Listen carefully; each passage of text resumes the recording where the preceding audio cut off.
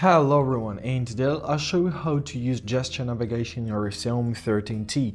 So in order to do that, open up your settings. Now scroll down to your home screen. Right here, find your system navigation.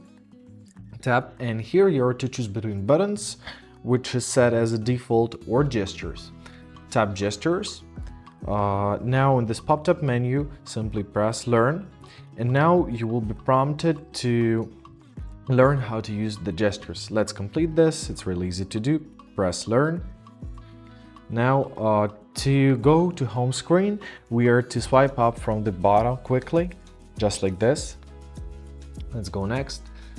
So we can swipe from the bottom and pause to open your recent applications, just like this. Swipe right from the edge to go back to the previous. Swipe down from the edge to go back as well, just like this. And we're ready to use it. Press I'm done, and now you can use your gestures. So if you'd like to go back to your buttons, simply find this menu once again, system navigation, press buttons, and you'll get your buttons back. And that's it. I hope this video was helpful. Thank you so much for watching.